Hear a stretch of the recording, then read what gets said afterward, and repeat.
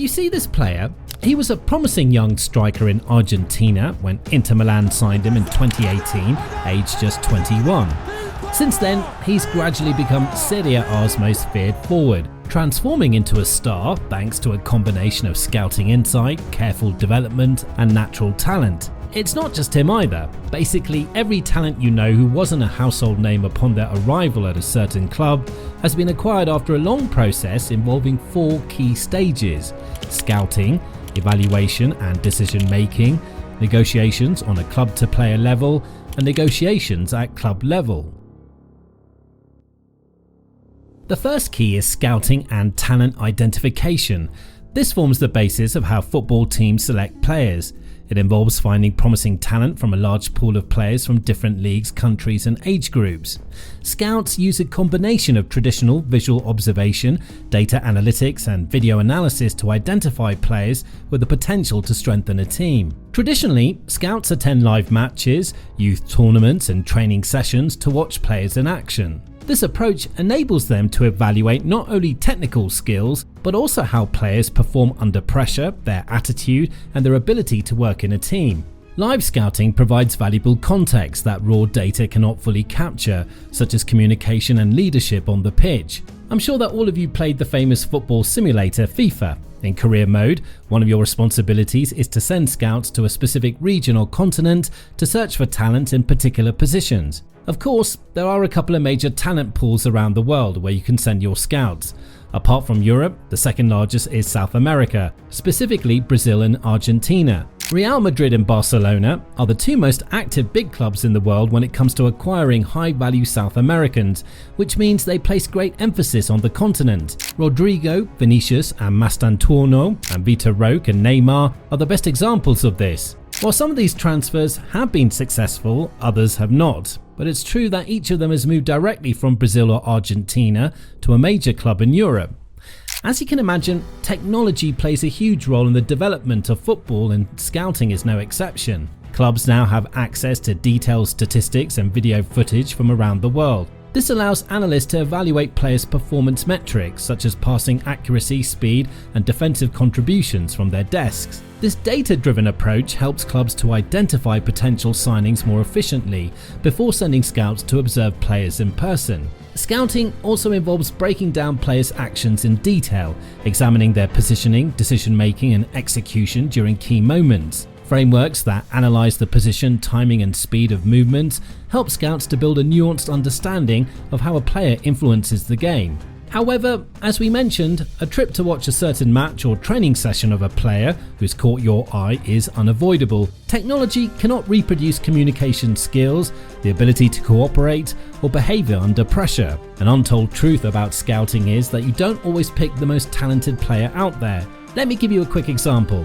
A certain player may have exceptional skills, but he could also be a bad communicator who can't drive his team forward as a leader. So the rule of thumb here is, don't pick the most talented player, but the one who fits your team's tactical philosophy and culture. Once you've spotted a talent, it's time for evaluation and decision making. This critical phase shapes the future of the club. It goes far beyond just spotting flashy skills or scoring goals. Clubs use a combination of criteria, blending objective data with expert judgment to find the player who best meets their needs. First, scouts and coaches analyze a player's physical attributes such as their height, strength, speed, and endurance. Of course, these characteristics matter depending on the position. For instance, a centre-back may require aerial dominance and muscular strength, whereas a winger needs pace and agility. However, raw physical ability alone doesn't tell the whole story. Scouts closely observe how these qualities are applied in real match situations, such as whether a player can maintain their speed throughout a game or win repeated battles. This is important because raw physical attributes don't correspond to what happens on the pitch. A player may appear strong and endurance driven, but you might see him imitating the pose of a volleyball player waiting for a serve after sprinting down the flank once. This is a clear sign that the player lacks the physical stamina to endure fatigue over long periods of time. Next come technical skills, including passing accuracy, ball control, dribbling, and shooting. Different roles demand different technical traits, so teams assess how well a player's skill set aligns with their tactical system.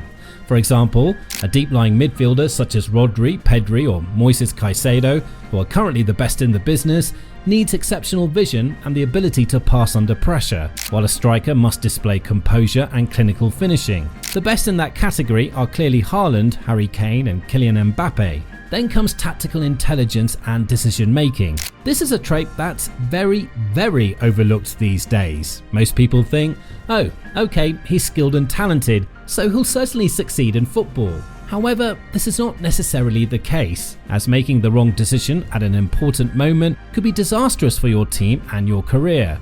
In a game like football, these decisions are made in a split second. A huge and bold decision at a crucial moment occurred in the 2020 Spanish Super Cup final between Atletico Madrid and Real Madrid.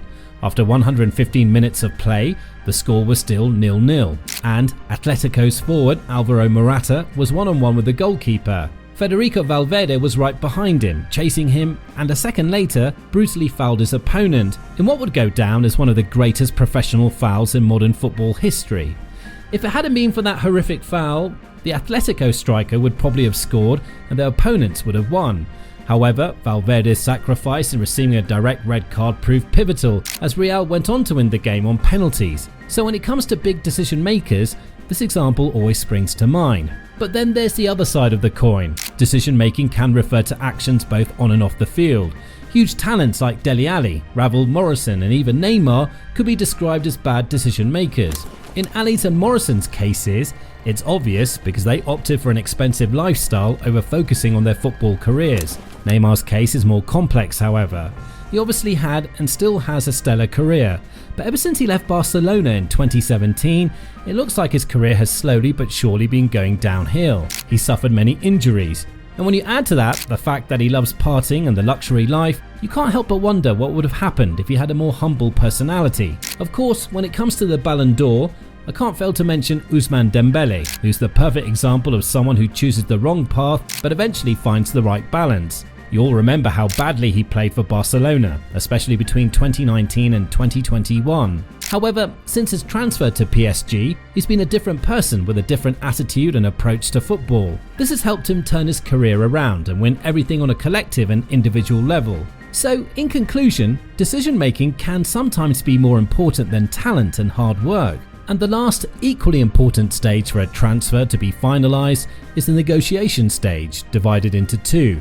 Those between the buying club and the player plus his agent, and those between the buying club and the player's current club. Understanding the difference between these two types of negotiation is key to explaining why many transfers succeed or fail.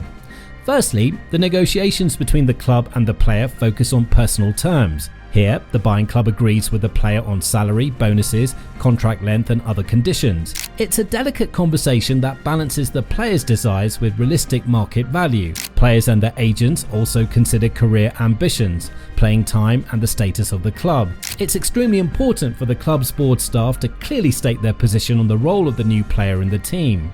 In 2023, Vitor Roque signed for Barcelona and joined the team in January 2024. He was promised a key role and was expected to eventually replace Lewandowski in the starting 11. However, after only 2 starts in the first half of the season under Xavi Hernandez, Roque was deeply saddened to discover that he had essentially been lied to the entire time. This ultimately led to his dismissal in the summer of 2024.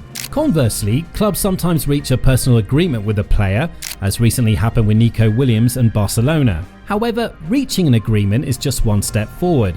It doesn't guarantee the transfer will go ahead. The real challenge often lies in the negotiations between the clubs.